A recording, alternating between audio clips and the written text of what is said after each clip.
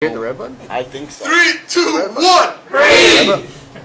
So, you know, I've always wanted to do a book that would update itself. That, you know, the facts in it would just, when things change, it would automatically change, and you'd like publish it, and it would just stay updated. And this week, I found a way to do that. There's this thing called PubMed that has all the medical literature. And there's something called GoPubMed that does like statistics on it. And I discovered that in the area I'm in of the Banff classification, that everything in there is now related to what we've done. So we could create a book with all sorts of graphics and things that would just be constantly updated without us doing anything through this GoPubMed. So I got very excited about that. And I wrote a poem about the idea of putting three things together in a book. So one is this constantly updated data, and the second is poetry, and the third is automatic still pictures taken by a camcorder. I've been doing this for years. The camcorder decides by a software algorithm when to take the still pictures, and you get in some really cool shots that way when the machine is making the decision. So this poem is called, and this would be the name of the book, I think, Banff Alive, Poetry by Pathologist, Images by Machine.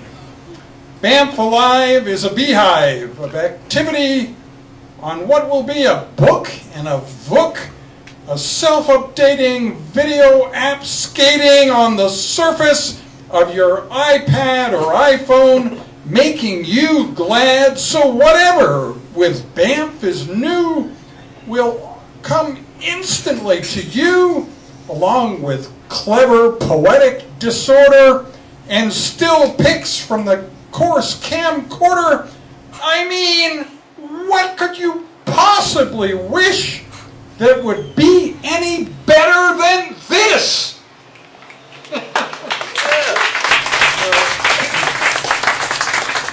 Some of you know that for most of my career I had my own office in the hospital, and then on May 15th I moved in with a bunch of students and young doctors in training, and we all share one room, but it happens to be the best darn room in the whole floor.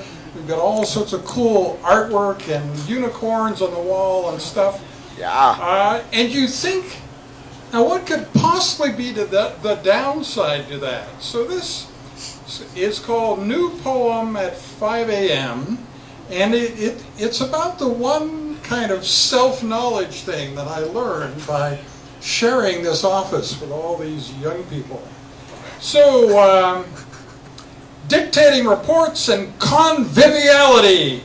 If you had told me before that I was a loner who would dream of dictating cases, I would have told you you were crazy and your brain had untied shoelaces. But now, cybernephrology has been in my office these past 8 wonderful weeks, and I love interacting with the young people there as we give our website tweaks and papers and fine graphics, inks, and rounds preparations hijinks. But I must admit, when I arrive in the early morning and find myself all alone, I feel a surge of joy because I can dictate up a storm without bothering anyone in my blissful solitude and get lots of pathology reports done in the peaceful interlude. And then when others arrive, we are a beehive of productive fun activity and pleasant conviviality.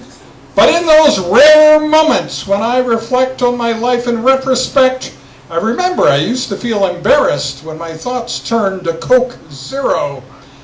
And now, sometimes in my daydreams, the dictating machine is my hero.